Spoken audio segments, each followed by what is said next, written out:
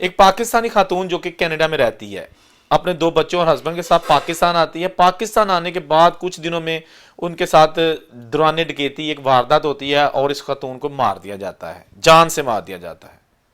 जो हस्बैंड है वो मुकदमा दर्ज करवा देते हैं नामालूम अफराद के खिलाफ। लेकिन 6 महीने बाद जब पुलिस को हकायक का पता चलता है तो बड़े खौफनाक किस्म के हकायक हैं कि इस खातून को बेसिकली दौरान डकैती नहीं मारा गया, बल्कि प्लान के तहत उजरती कातल हायर करके तो इसके शोहर ने उनसे मरवाया है। आखिर शोहर को बीवी से क्या मसला था, यह भी हम आपको सारी तफसीलात से आगाह करते हैं। फिर आप देखिएगा कि कैसी मामूली मामूली बातों पर इंसान दौलत की हवस में अंधा हो जाता है और फिर वो अपना घर बर्बाद कर लेता है, लेकिन उसको हासिल कुछ नहीं होता, उसकी अपनी जिंदगी भी तबाह हो जाती है। तो जो पुलिस ने रिपोर्ट्स दी हैं, जो सारी इन्वेस्टिगेशन की चीजें सामने आई हैं, उनके मुताबिक आपको मैं सारी तफसीलात से आगाह करता हूं। फिर आप कमेंट करके बताइएगा कि सारे जो वारदात है इसमें कसूरवार कौन था और उसने ऐसा क्यों किया। ये तफसीलात मैं पहले साहब से आपको बताता हूं कि जो रिदा शहजाद नामी खातून, उसके शोहर शहजाद सुहेल ने पुलिस को बताई।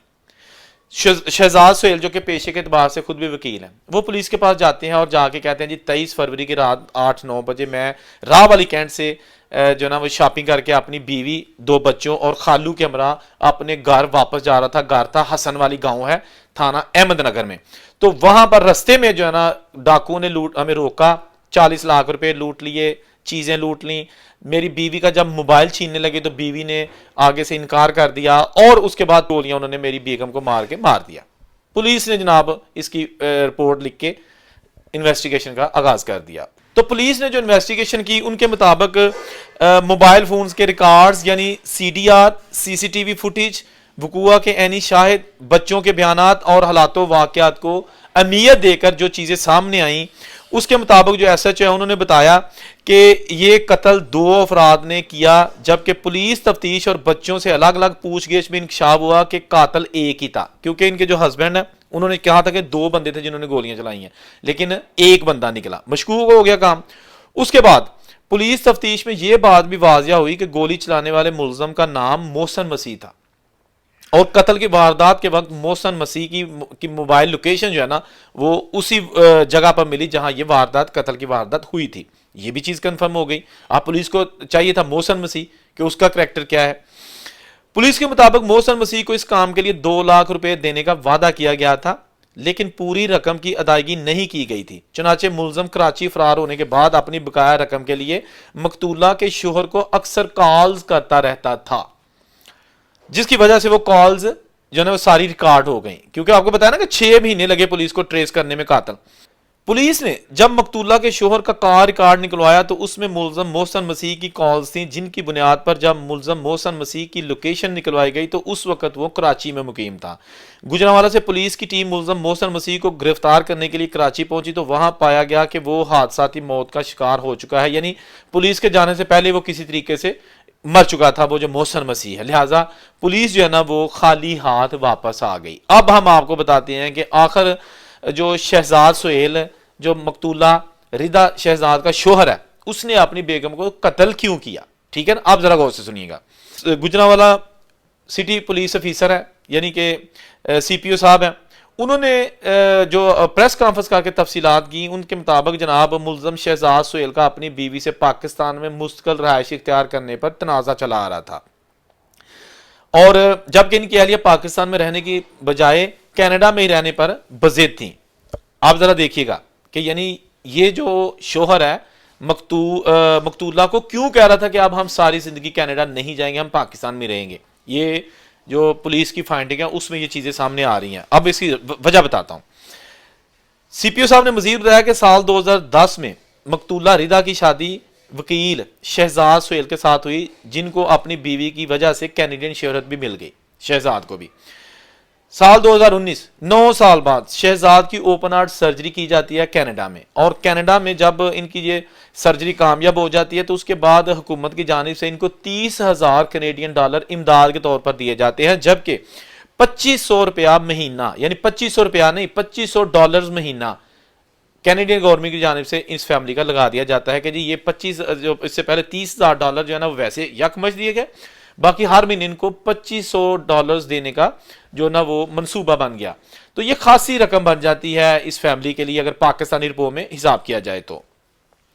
उसके बाद कैनेडियन हुकूमत ने कहा कि ये पैसे आपको तो हो सकता है सारी जिंदगी मिलती रहे, क्योंकि अब ओपन हार्ट सर्जरी के बायस आप काम करने के काबिल नहीं रहे।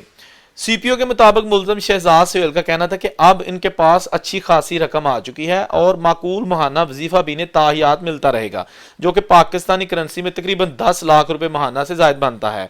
इसलिए अब इनका प्रदेश में रहने का कोई जवाज नहीं और उन्हें मुस्तकिल तौर पर पाकिस्तान शिफ्ट हो जाना चाहिए।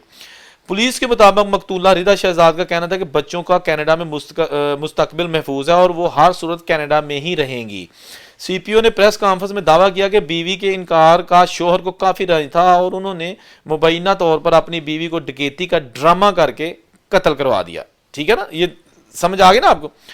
पुलिस के मुताबिक मुलजम शहजाद सोहेल ने अपने रिश्तेदार नसीर अहमद और अंसर अली के साथ मिलकर बीवी के कत्ल की मनसूबाबंदी की। पुलिस ने दोनों शरीक मुलजमान को गिरफ्तार करके जुडिशल रिमांड पर जेल भिजवा दिया। अच्छा, ये तो हो गया, मैंने आपको बता दिया जो पुलिस ने प्रेस कॉन्फ्रेंस की थी। अब हम बताएंगे जो मुलजम शहजाद है इसके वकील का क्या कहना था, ताकि पता चल सके ना कि इनके वकील जब केस जो चलना शुरू हो गया। जेर हिरासत मुलजम शहजाद सोहेल के वकील चौधरी इरफान सईद एडवोकेट ने उस वक्त राब्ता करने पर मीडिया को बताया कि शहजाद सोहेल को उनके ससुराली रिश्तेदारों ने नाजायज और झूठे मुकदमे में फंसाया है ताकि बच्चों को मिलने वाले माली फायदे उनको हासिल हो सके। उन्होंने कहा कि कैनेडियन हुकूमत के कवानीन के मुताबिक जिसके खिलाफ कत्ल का केस जेर समात हो वो बच्चों का निगरान नहीं हो सकता, यानी इसके वालिद जो है ना, बच्चों का वालिद, उनके खिलाफ कत्ल का मुकदमा है ना, लिहाजा वो किसी किस्म की मराद का वारिस अब नहीं हो सकता, उसके ननिहाल या दूसरे रिश्तेदार होंगे। तो ये वकील साहब कह रहे हैं। अच्छा, उन्होंने कहा कि कैनेडियन हुकूमत के कवानीन के मुताबिक जिसके खिलाफ कत्ल का केस जेर समात हो वो बच्चों का निगरान नहीं हो सकता। यूं मकतूला के वालिदैन बच्चों को अपने साथ ले गए हैं और बच्चों की परवरिश के लिए जारी होने वाले फंड्स भी अब उन्हीं को मिलेंगे, यानी नानी नू या नानी नू। चौधरी साहब ने बताया कि बीवी को कत्ल करके शहजाद सोहेल को कोई माली फायदा नहीं मिलना था, क्योंकि खतून के नाम पर कोई जायदाद नहीं और ना ही इनका कोई खातर खा बैंक अकाउंट मौजूद है। शहजाद सोहेल पर यह इल्जाम है कि उन्होंने अपनी बीवी को जबरदस्ती पाकिस्तान में ही रखना चाहते थे, मगर यह भी पुलिस और ससुरालियों का गढ़ा हुआ है, क्योंकि शहजाद सोहेल खुद दिल के मरीज हैं। उनको कनाडा से मुफ्त इलाज की सहूलत मिल रही थी। उनका पाकिस्तान में रहने का कोई जवाज नहीं था। कनाडा में उनको ज्यादा माली और जो तिब्बी फायदा हो सकता था। वकील साहब ने मजीद कहा कि उन्होंने मुलजम शहजाद सोहेल की जमानत की पर हाई के लिए दरखास्त दायर कर दिया, जिसमें तमाम कानूनी निकात को उठाया गया है और अदालत से इस्तदा की गई है कि मुलजम को रिहा कर दिया जाए। तो लुबेल बाब अब ये हुआ कि ये जो 2010 में इन कपल की शादी होती है, 2 बच्चे भी हो जाते हैं, उसके बाद इसका शहजाद का ऑपरेशन होता है, वहाँ पर दिल का ये काम करने के काबिल नहीं होता। As a citizen of Canada इसको वहाँ की गवर्नमेंट से भारी पैसे मिलते हैं, महीना भी लग जाता है। तो शहजाद ने ये सोचा कि पैसे तो मिलना शुरू हो गए ने, होने की फायदा कनाडा च रहंदा, उत्थे बैग रोटी खा छड़ांगे सारा दिन घर, तो बेहतर ही पाकिस्तान ही रहंदे अपने दूसरी फैमिली के नाल। लेकिन बीवी को ये मंजूर नहीं था, वो चाहती थी कि हर सूरत हम कनाडा में ही रहेंगे बच्चों के साथ।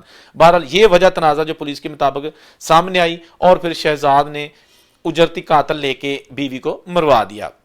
अब आप कमेंट करके बताइएगा कि इसमें कसूरवार कौन है, क्योंकि दोनों पार्टियों का मौकफ जो ना मैंने आपके सामने पेश कर दिया है कि पुलिस की फाइंडिंग और जो शहजाद मुलजम शहजाद के वकील हैं उनका जो मौकफ है वो भी सामने आ चुका है।